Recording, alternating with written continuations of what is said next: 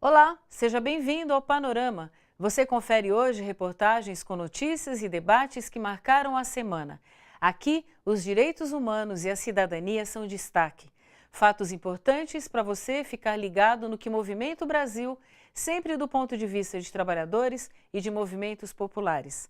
Nossas reportagens foram produzidas e exibidas no seu jornal, o Telejornal Diário da TVT. A gente começa o panorama de hoje mostrando uma vitória importante para as mulheres. A ex-ministra de Políticas para Mulheres do governo Dilma Rousseff, Eleonora Mennicute, venceu o ator Alexandre Frota na Justiça. Mennicute foi processada por ter afirmado que Frota fez apologia ao estupro durante um programa de televisão. Por 2 votos a 1, Eleonora Mennicute foi absolvida da acusação em segunda instância. A reportagem de Michele Gomes.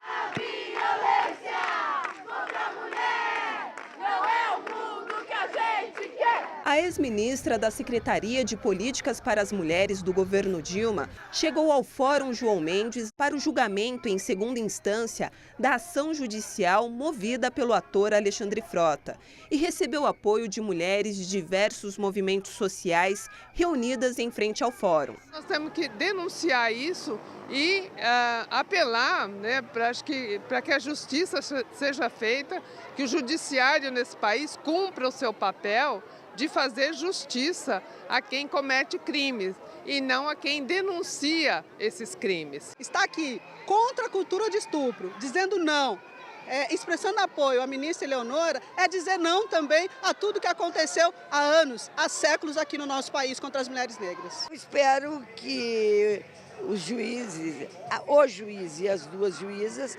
tenham bom senso e me absolvam, porque me absolver significa condenar a cultura do estupro. Em maio, Eleonora havia sido condenada em primeira instância a pagar R$10 mil a Alexandre Frota por danos morais. O crime de Eleonora foi criticar o ator que confessou em um programa de televisão ter feito sexo com uma mãe de santo desacordada. Tanta pressão aqui na nuca da mulher que ela dormiu. Ele faz claramente uma apologia do estupro. Infelizmente, as pessoas que estão na plateia do programa, elas riem de uma situação que é muito trágica, que é a possibilidade concreta do Frota ter estuprado uma mulher, inclusive uma mulher inconsciente. A gente não pode aceitar esse tipo de coisa. O Brasil é um país que vive uma situação de violência feminina, que a cada 11 minutos uma mulher é vítima de algum tipo de agressão. Nós existimos, nós vivemos numa sociedade cruel e brutal com as mulheres, em que as mulheres são permanentemente agredidas. Apoiadores de Alexandre Frota também foram manifestar solidariedade ao ator. E assim que ele chegou, acompanhado de seguranças, começou a confusão. Após quase 1h30 de julgamento, a boa notícia. Por 2 votos a 1, a segunda turma do Tribunal de Justiça de São Paulo absolveu a ex-ministra de Políticas Públicas para Mulheres. Ainda cabe recurso ao Supremo. Mesmo assim, a decisão foi comemorada com muita festa. Pisa ligeiro, quem não pode com a mulher não atinge o formigueiro. É uma luta num contexto gravíssimo do Brasil, um contexto de ódio, um contexto de perda total dos direitos, com um golpe instalado desde 2016, que tirou a primeira mulher eleita e reeleita presidente do Brasil, a Dilma Rousseff. E eu fui, sem dúvida nenhuma, a primeira vítima do crime de ódio. É uma vitória das mulheres brasileiras contra a violência inominável do estupro. O governo Temer sofreu uma derrota na Câmara dos Deputados. A CPI da Previdência apresentou o relatório final com a conclusão de que o discurso de que há déficit na Previdência é falso e foi criado para aprovar a proposta que altera as regras da aposentadoria. Veja na reportagem de Welson Kalinowski. O senador Hélio José apresentou um texto de 253 páginas no qual afirmou que a Previdência não é deficitária. O PMDBista entende que o orçamento do setor está deturpado desde 2001, após a edição de uma medida provisória de Fernando Henrique Cardoso, que desmembrou os 3 pilares da Seguridade Social: saúde, assistência social e previdência. A divisão permitiu o desvio de valores entre as áreas, ou mesmo a retirada de recursos por meio da desvinculação de receitas da União.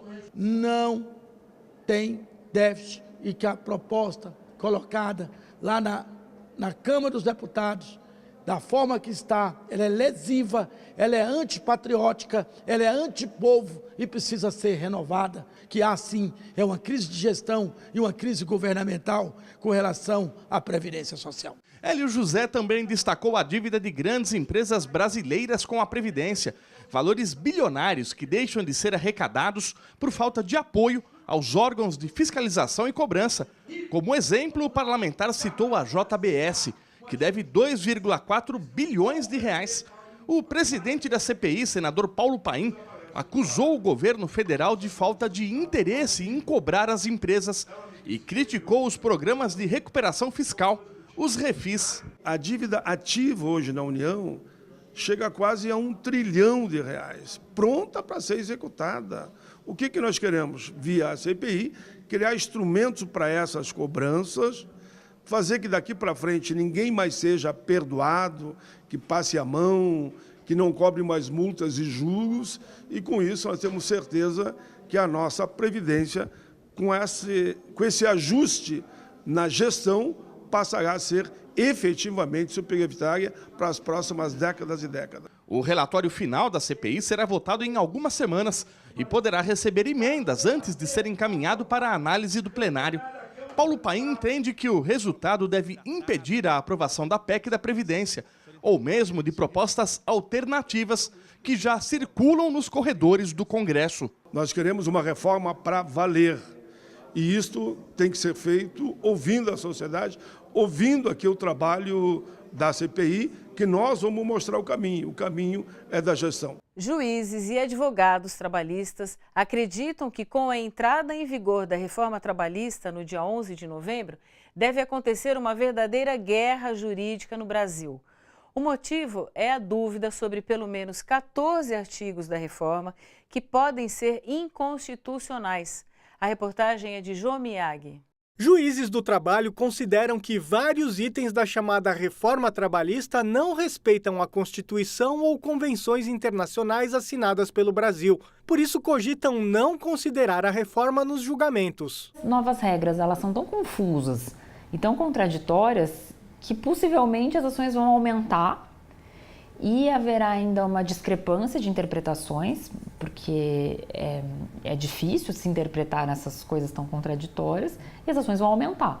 A juíza explica que vários itens prejudicam os trabalhadores, com destaque para a prevalência do negociado sobre o legislado, ou seja, uma negociação entre trabalhadores e patrão passa a ter validade mesmo que o acordo seja inferior ao que diz a lei. O judiciário vai dar as respostas do que essa legislação significa perante a Constituição. Ela é tão problemática para os trabalhadores que se está fazendo uma verdadeira cruzada para convencer as pessoas disso, né? Então, editoriais nos principais jornais do país e na televisão só colocando aspectos falaciosos sobre a intenção da reforma e sobre o que ela realmente significa. Esse advogado afirma que o negociado sobre o legislado já existe, mas quando o acordo vai além do previsto em lei. Mas agora o que os empresários querem é rebaixar os acordos. A inconstitucionalidade é tão flagrante, é tão óbvia, tão intensa, que eu tenho confiança que a maioria dos juízes do trabalho não vão aceitar essa situação. E não é só a inconstitucionalidade, afronta convenções internacionais e afronta ao sistema jurídico brasileiro. A terceirização total da mão de obra e o contrato de trabalho intermitente, em que é possível contratar por algumas horas, dias ou semanas, também são artigos que preocupam juízes e advogados. O que é o contrato intermitente? Se eu, empregado, faço um contrato com uma empresa, por escrito, e aí ela, se precisar de mim, me chama. Se eu puder ir, eu vou, se eu não puder ir, eu não vou, e eu só ganho pelas horas trabalhadas. Mas se eu disser que eu vou e eu não for, inclusive eu sou multado. As mudanças nas leis devem entrar em vigor no próximo dia 11 de novembro. De acordo com as novas regras, os trabalhadores poderão ter dificuldades de acessar a justiça trabalhista. Há um item que busca claramente dificultá-las, inibe as ações, e ele foi colocado intencionalmente para inibir as ações, que é a possibilidade de que o autor da ação, o trabalhador, o reclamante, venha a ser condenado em honorários advocatícios. Mas esse item é evidentemente inconstitucional. E já há uma arguição de inconstitucionalidade no Supremo Tribunal que vai apreciá-lo. A Central Única dos Trabalhadores está recolhendo assinaturas para apresentar ao Congresso um projeto de iniciativa popular contra a reforma trabalhista. E em busca de adesões, a CUT promoveu em todo o Brasil um Dia Nacional de Coleta de Assinaturas. O objetivo é entregar o abaixo-assinado aos congressistas antes que a reforma trabalhista entre em vigor no dia 11 de novembro. 1.300.000 assinaturas. Este é o número necessário para que seja apresentado ao Congresso Nacional um projeto de lei de iniciativa popular. E é este o volume de assinaturas que a Central Única dos Trabalhadores quer coletar até o mês que vem e, assim, viabilizar o projeto para anular a reforma trabalhista, que entra em vigor no dia 11 de novembro. Por isso, a CUT promoveu o Dia Nacional de Coleta de Assinaturas.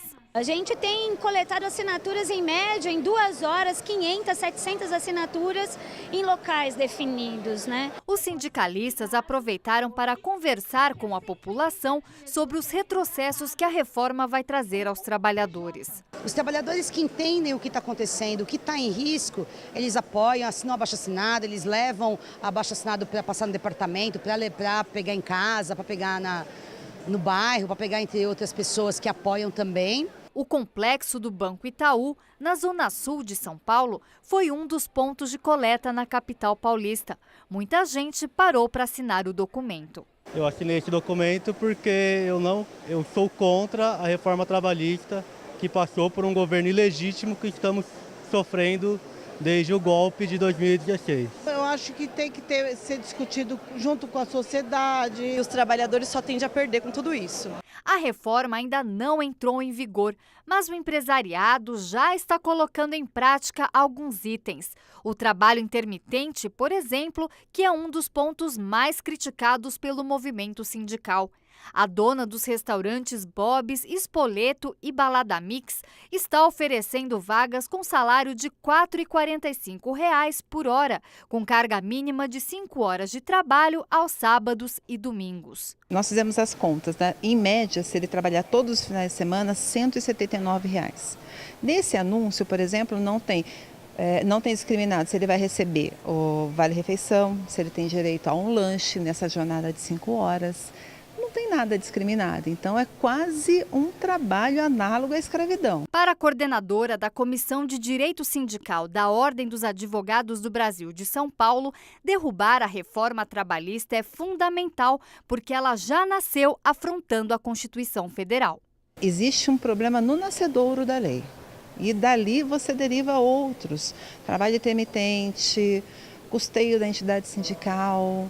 Nós temos também o autônomo exclusivo. No site da CUT Nacional, no www.cut.org.br,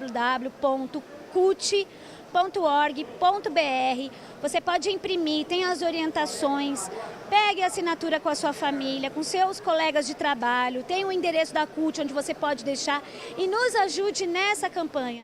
Daqui a pouco você acompanha no Panorama o debate na Assembleia Legislativa de São Paulo contra o congelamento de gastos públicos no Estado. Até deputados que apoiam o governo Alckmin pediram a retirada do projeto de lei. A gente já volta com essa reportagem.